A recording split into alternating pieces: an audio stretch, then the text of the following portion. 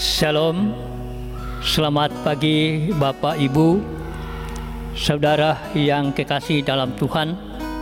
Pagi ini kita berjumpa lagi lewat renungan harian Gereja Toraja, edisi Jumat 14 Agustus 2020 bersama Jemaat Laharoi Tello Baru.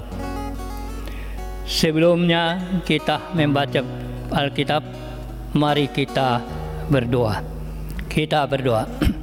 Ya Tuhan Allah Bapa dalam surga, Bapa kami dalam Yesus Kristus, kami bersyukur kepadamu ya Tuhan atas pimpinan dan penyertaan-Mu hingga pada saat ini. Tuhan, kami akan membaca dan merenungkan tentang firman-Mu. Ya Allah Roh Kudus, terangilah hati kami, berkati kami agar supaya kami boleh mengerti tentang firman-Mu. Di dalam nama Tuhan Yesus kami berdoa kepadamu. Amin. Pembacaan Alkitab kita saat ini terambil dari Kejadian 41 ayat 37 sampai dengan ayat yang ke-45.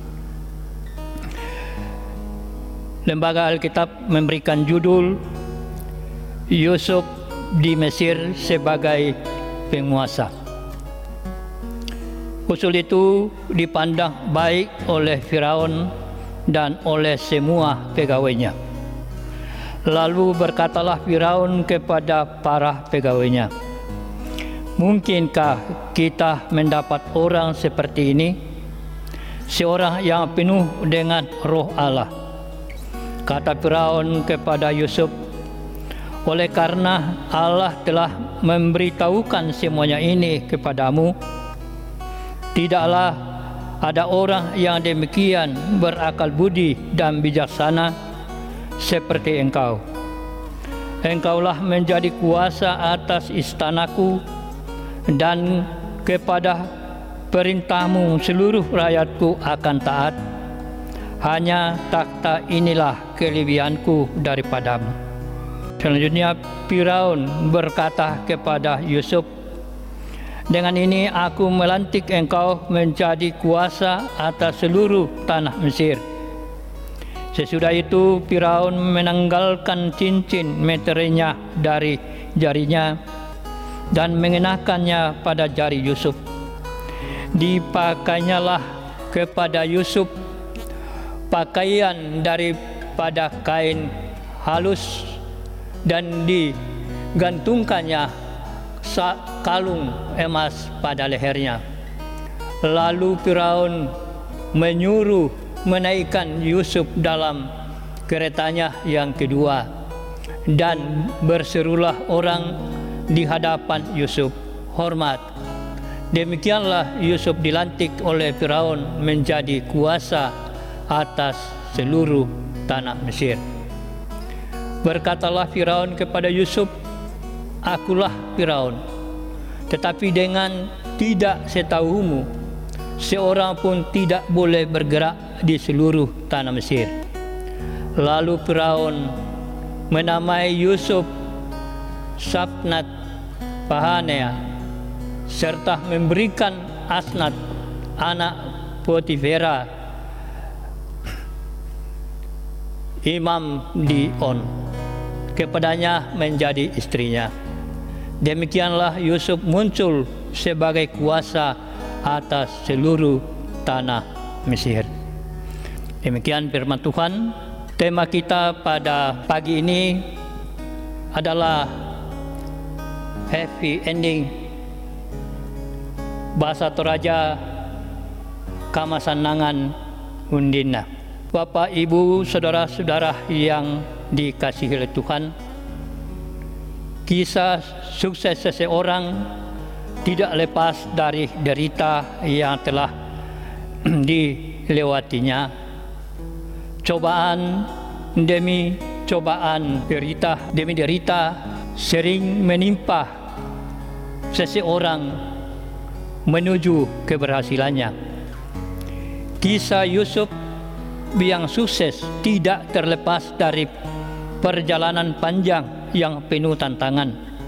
Namun Tuhan telah membentuk pribadi Yusuf menjadi pribadi yang taat kepadanya atas segala yang diperolehnya setelah melewati pergumulan, cobaan, godaan, dan masalah kehidupan lainnya.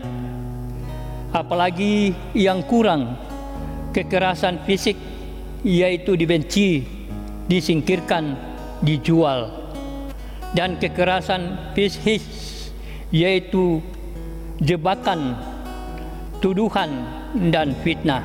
Mereka bahkan mendekam di dalam penjara. Semua kepahitan hidup menimpanya, namun justru hal itulah yang membawa dirinya menjadi seorang pemimpin yang besar. Allah telah mengubah kutuk yang ia terima menjadi berkat bagi dirinya dan seluruh keluarga dan kaumnya. Tuhan mempunyai berjuta-juta cara untuk mewujudkan rencananya.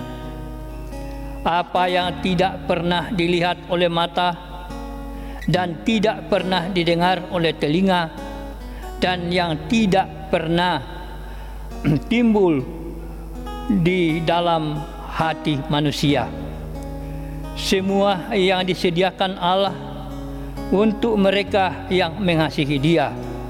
Bandingkan 1 Korintus pasal 2 ayat 9. Pada saat Yusuf berserah kepada Tuhan, maka Tuhan menjadikan pribadi yang hebat.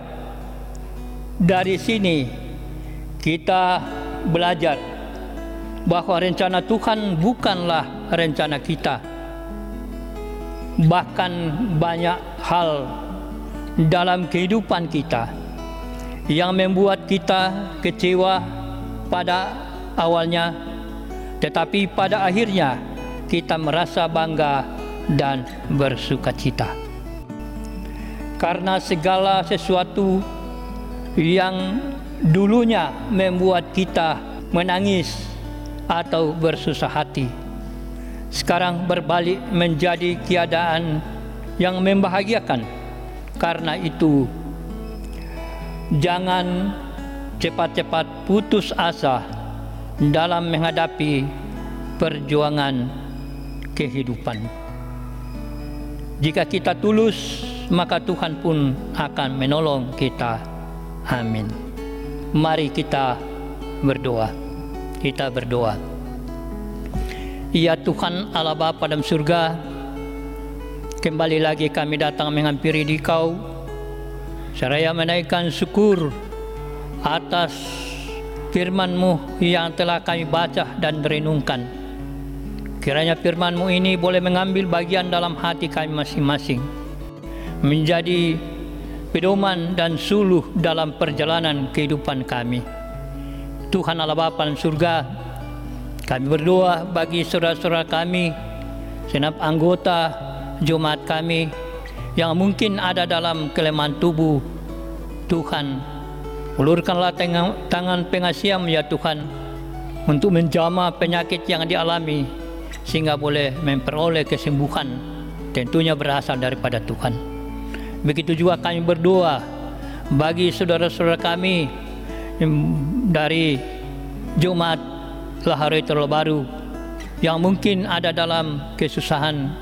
Tuhan, hiburkan mereka ya Tuhan.